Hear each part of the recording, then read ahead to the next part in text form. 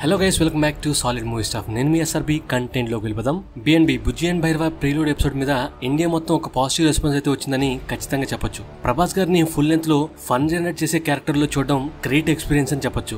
So Nag Ashwin గారు ఖచ్చితంగా మనల్ని పాస్ట్ కి తీసుకెళ్లారు. ఎస్పెషల్లీ బుజ్జిగడ స్లాంగ్ ని గుర్తు చేశారు. ఈ బ్రేక్ డౌన్ వీడియోలో మూవీ రిఫరెన్సెస్ ఎక్కడెక్కడ వాడారో చెప్పడం లేదు. కావాలంటే చెప్పండి, సపరేట్ గా దాని మీద కూడా ఒక వీడియో చేద్దాం. మీకు ఆల్రెడీ ఐడియా ఉంటుందని చేయడం లేదు. ఈ వీడియోలో డెప్త్ గా డీటెయిల్స్ గురించి మాట్లాడుకుందాం. డీటెయిలింగ్ నెంబర్ 1, బుజ్జిని 2 షేడ్స్ లో మనం చూసాం. ఒకటి ఫన్ గా, 2 కోపంగా. ఫన్ గా ఉన్నప్పుడు కళ్ళు బ్లూ కలర్ లోనే ఉంటాయి, కోపంగా ఉన్నప్పుడు రెడ్ కలర్ లో ఉంటాయి. ఇది మన ప్రతి బ్రేక్ డౌన్ వీడియోలో చాలా చోట్ల వినే ఉంటారు, చూసి ఉంటారు. బట్ ఎపిసోడ్ 1 స్టార్టింగ్ లో బుజ్జి ఒక కార్గో షిప్ కి అటాచ్ అయ్యి కాంప్లెక్స్ కోసం పనిచేస్తున్నప్పుడు ఆ టైంలో ఒక రైడర్ తను నడుపుతున్న 100వ మిషన్ కి వెళ్తున్న కార్గో షిప్ కి ఒక గీత అనుకోకుండా వేస్తాడు. ఆ టైంలో బుజ్జి బయటకు వచ్చి కోపంగా చూసి లోపలికి వెళ్ళి తిట్టుకుంటుంది. అయితే ఆ టైంలో బుజ్జి కళ్ళు బ్లూ కలర్ లోనే ఉంటాయి. లెక్కైతే బుజ్జి కోపంగా ఉంటే కళ్ళు రెడ్ కలర్ లో ఉండాలి, కానీ బ్లూ కలర్ లోనే ఉన్నాయి. ఎందుకు?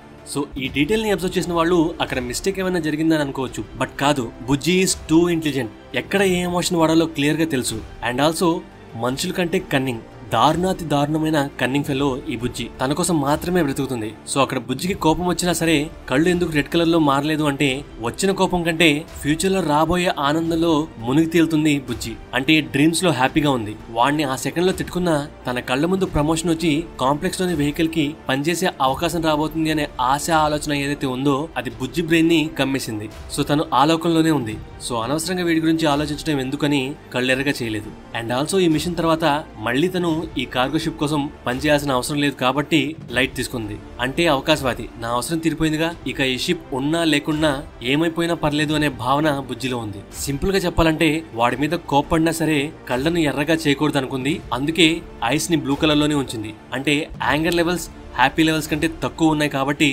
కళ్ళల్లో అది చూపించలేదు. డీటెయిలింగ్ నెంబర్ 2, ఆల్రెడీ మనం ఈ వీడియోలో చెప్పాం ఈ పర్సన్ పశుపతి గారు అని. తన ఏజ్ గురించి, తనతో పాటు ఉన్న ఆ మిగతా పర్సన్స్ డీటెయిల్స్ కూడా నిన్న ఎర్లీ మార్నింగ్ 5 AM కి పబ్లిష్ చేసిన వీడియోలో చెప్పడం జరిగింది. కానీ కన్ఫర్మ్ గా చెప్పడానికి ఒక డీటెయిల్ దొరికింది. అదే ఇది. వీరన్ గా పశుపతి గారు చేస్తున్నారు, కైరాగా అన్నాబెన్ గారు చేస్తున్నారు. అండ్ ఇక వాయిస్ విషయానికి వస్తే తెలుగులో ప్రభాస్ గారి వాయిస్ ఓవర్ ఇచ్చారు. ఇంగ్లీష్ లో ప్రభాస్ గారికి జఫరుల్లా మసూద్ జూనియర్ గారు వాయిస్ ఓవర్ ఇచ్చారు. హిందీలో మోహన్ నినాద్ గారు వాయిస్ ఓవర్ ఇచ్చారు. అండ్ బ్రహ్మానందం గారు తెలుగుతో పాటు ఇంగ్లీష్ లో కూడా వాయిస్ ఓవర్ ఇచ్చారు. అండ్ ఆల్ ద 3 లాంగ్వేజెస్ లో అన్నాబెన్ గారు, కీర్తి సురేష్ గారు, పశుపతి గారు వాయిస్ ఓవర్స్ ఇచ్చారు. డీటెయిలింగ్ నెంబర్ 3, ఎపిసోడ్ 1 లో రెబల్స్ కార్గో షిప్ మీద అటాక్ చేసినప్పుడు ఆ రైడర్ షిప్ నుండి హెల్ప్ కోసం కాల్ చేసే నంబర్ ఎంతో తెలుసా? జస్ట్ 98. ఇక్కడ 98 నొక్కి కాల్ ఆప్షన్ మీద ప్రెస్ చేస్తాడు. మనకు ఇండియాలో ఎమర్జెన్సీ నెంబర్ 112 ఆర్ పోలీస్ కోసం 100 ఎలాగో ఇక్కడ కాంప్లెక్స్ వాళ్ళకు ఇయర్ 2898 AD లో 98 అనేది emergency number. Maybe movie title లో ఇయర్ 2898 AD ఉంది కాబట్టి అలా పెట్టారా, లేక దాని వెనక ఏదన్నా మీనింగ్ ఉందా అనేది తెలియాలి. డీటెయిలింగ్ నెంబర్ 4, ఈ పిక్ లో జర్మన్, చైనీస్, హిందీ, కన్నడ, మలయాళం ఇలా చాలా లాంగ్వేజెస్ కనిపిస్తున్నాయి. అయితే ఈ ఎపిసోడ్ స్టార్టింగ్ లో ఒక పర్సన్ పరిగెత్తుకుంటూ పోతున్న దృశ్యాన్ని మనకు చూపిస్తున్నారు. అయితే ఇక్కడ వేష్ దో అని ఒక బోర్డు ఉంది. దాని కింద ఒక అంకుల ఆంటీతో పోకిరి సినిమా క్లైమాక్స్ లో మహేష్ బాబు గారు ఆశిష్ విద్యార్థి గారితో, అదే ఆ పోలీస్ క్యారెక్టర్ తో క్లైమాక్స్ లో చెప్పే డైలాగ్ చెప్తుంటే, ఈ పరిగెత్తేవాడు తిన్నగా పరిగెత్తకుండా వాళ్ళని చూసుకుంటూ వెళ్తున్నాడు. అంటే ఎవరి పనుల్లో వాళ్ళున్నారు. ప్రాణం కోసం పరిగెట్టే టైంలో కూడా వీడు వాళ్ళిద్దరూ ఏం చేస్తున్నారు అనేది చూస్తూ పరిగెడుతున్నాడు అని మనకు క్లియర్ గా చూపిస్తున్నారు. డీటెయిలింగ్ నెంబర్ 5, భైరవ ఇంట్రోలో ఉండే థర్స్టీ ఫిష్ అనే బార్ లో సోమా డ్రింక్ ని మనం చూసాంగా. ఋగ్వేదాలో దాని గురించి రాసి ఉంది. ఒక ప్లాంట్ నుండి ఇంకా కొన్ని ఇంగ్రీడియంట్స్ నుండి ఆ పానీయాన్ని తయారు చేస్తారు. సో అది తాగితే దేవతలు ఇమ్మోర్టల్ గా అయ్యారని ఉంది. అలా ఇంద్రుడు, అగ్నిదేవుడు యుద్ధ సమయంలో తాగారని రాసి ఉంది. బట్ ఇక్కడ చూపించే సోమ ఋగ్వేదంలో ఉండే సోమ ఒకటి కాదు, జస్ట్ ఆ పేరుని వీళ్ళు పెట్టుకున్నారు. అంటే ఈ సోమని తాగితే మీకు ఆ సోమలాగా సూపర్ పవర్స్ వస్తాయని చెప్పి అడ్వర్టైజ్మెంట్ చేసి అమ్ముతూ ఉండొచ్చు.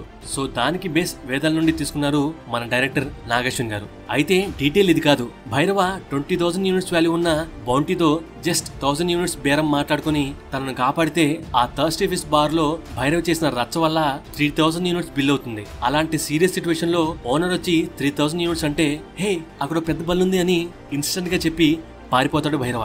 అలా అన్నప్పుడు మామూలుగా నవ్వలేదు. బట్ వెంటనే అలా చెప్తే డిస్ట్రాక్ట్ అవుతారా అని అనుకున్నాను. ఇక్కడ కట్ చేస్తే ఆల్రెడీ ఈ 2 ఎపిసోడ్స్ మీద చెప్పిన రివ్యూలో స్టోరీ కూడా ఎక్స్ప్లెయిన్ చేశాం. అందులో కొన్ని డీటెయిల్స్ కూడా మనం చెప్పాం. చూడకపోతే చూసేయండి. పశుపతి గారు వీరన్ గా చేస్తున్నారని, తను పైనాపిల్ ని చూసి ఎప్పుడో నా చిన్నప్పుడు చూశాను అంటారు. సో కాంప్లెక్స్ లో ఉండే కమాండర్ మానస్ ఇలాంటి ఫుడ్స్ తింటూ ఉంటాడని క్లియర్ గా ఇక్కడ వాళ్ళు మనకు చెప్తున్నారు. బట్ కాశీనగరపు వీధుల్లో ఉండే వాళ్ళు, కాంప్లెక్స్ లో లేని వాళ్ళు ఇలాంటి బార్స్ లో తినే ఫుడ్ ఏంటో తెలుసా? కాక్రోచెస్, బల్లులు మొదలైనవి, అది కూడా గ్రీన్ చట్నీతో తింటున్నారు. సో అందుకనే భైరవ అలాంటి అలాంటి లైఫ్ ని వదిలేసి కాంప్లెక్స్ లో హాయిగా సెటిల్ అవుదామని అనుకుంటూ ఉంటాడు. సో అలా ఆ బార్ ఓనర్ తో హే అక్కడ పెద్ద బల్లి ఉంది అని అంటే ఆ బల్లి వల్ల అది కూడా పెద్ద బల్లి అవడంతో తనకు ప్రాఫిట్ వస్తుందని ఆ బార్ ఓనర్ తిరుగుతాడు. అందుకనే ఆ బార్ ఓనర్ డిస్ట్రాక్ట్ అవుతాడు. వేరే ఏ రీజన్ చెప్పినా డిస్ట్రాక్ట్ అవుతాడు. బట్ వెంటనే సెన్స్ లోకి వచ్చి భైరవ్ని పట్టుకోవచ్చు. బట్ తన బార్ లోని మెయిన్ ఫుడ్ బల్లి కాబట్టి బాగా డిస్ట్రాక్ట్ అయ్యాడు. సో ఇక్కడ భైరవ్తో ఫన్ చేయించారు. At the same time Bhairav తెలివిని సమయస్ఫూర్తిని మనకు చూపిస్తున్నారు. అంటే చాలా చాలా ఫాస్ట్ గా భైరవ్ ఆలోచిస్తాడని మనకు చెప్తున్నారు. సో కల్కి 2898 AD మూవీలో ప్రతి డీటెయిల్ కి ఒక మీనింగ్ ని సెట్ చేసి పెట్టారు డైరెక్టర్ నాగేశ్వన్ గారు. ఒక నెవర్ బిఫోర్ ఎక్స్పీరియన్స్ ని మనం కల్కి 2898 AD మూవీ ద్వారా చూడబోతున్నాం. ఇంకా డీటెయిల్స్ చాలా ఉన్నాయి, దాచాం. ఇది శాంపిల్ మాత్రమే. ట్రైలర్ వచ్చే వరకు కల్కి 2898 మీద ఏదో ఒక వీడియో పెడుతూనే ఉంటాను.